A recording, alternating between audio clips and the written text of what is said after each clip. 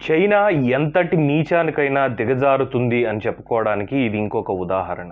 China ఎప్పటినుంచో నీచంగానే ప్రవర్తిస్తుంది కదా! అటు భారతదేశంతో గానీ, ఇటు మిగతా దేశాలతో గానీ అని మీరు అనొచ్చు. అయితే దానికి తోడు మానవత్వం కూడా మర్చిపోయినటువంటి ఆ దేశం ప్రస్తుతం వారి సైనికుల దగ్గర చేస్తున్నటువంటి పని ఏదైతే ఉందో, వాళ్ళ విషయంలో విధానం ఏదైతే అమలు చేస్తోందో దాన్ని కూడా అటు చైనీయులే పూర్తిగా వ్యతిరేకిస్తున్నారు. దాని వివరాల్లోకొస్తే ఇటీవల గాల్వాన్ సరిహద్దుల్లో భారతదేశ సైనికులకి, చైనా సైనికులకి ఒక చిన్నపాటి ఘర్షణ జరిగి దాంట్లో దాదాపు మన భారతదేశ సైనికులు 20 మంది దాకా మరణించడం అనేది మనం చూసాం.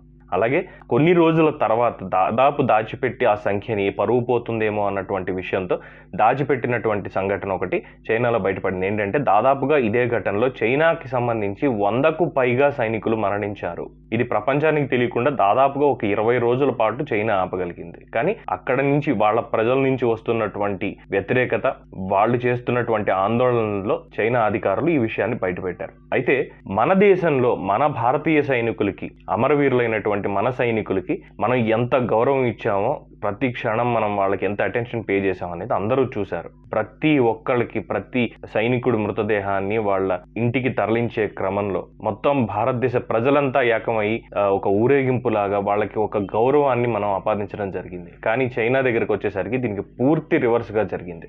కనీసం అంత్యక్రియలకు కూడా వారి కుటుంబ సభ్యులకి చైనా ప్రభుత్వం అనుమతి ఇవ్వకుండా వాళ్ళందరినీ సీక్రెట్ గా ఖననం చేసేసింది. ఇప్పుడు ఇదే అక్కడ చైనా ప్రజల్లో ఆగ్రహానికి గురి చేస్తోంది. సైనికులకు సంబంధించి మీరు ఎటువంటి సమాచారాన్ని ప్రజలకు చెప్పలేదు, కనీసం వారి కుటుంబ సభ్యులకు కూడా ఈ విషయం మీరు తెలియజేయలేదు. ఇన్నాళ్ళు వాళ్ళు ఉన్నారనుకుంటారా, లేరనుకుంటారా అన్నటువంటి విమర్శలు చైనా ప్రజల నుంచి వస్తున్నాయి. ఇప్పుడు చైనా ప్రభుత్వం చెబుతున్నది ఏంటంటే, కరోనా ఉంది కాబట్టి కరోనా పరిస్థితులను దృష్టిలో పెట్టుకునే మేము సైనిక మృతదేహాలని మేము వాడి కుటుంబ సభ్యుల గురించి మేము చెప్పలేదు అన్నటువంటి ఒక వింత వాదన తెస్తోంది. ఏది ఏమైనా మానవత్వం మర్చిపోయి కనీసం వాళ్ళకి చివరి చూపు కూడా మిగల్చకుండా చేసినటువంటి చైనా ప్రభుత్వాన్ని, చైనా అధికారాన్ని ప్రజలందరూ కూడా విమర్శిస్తున్నారు.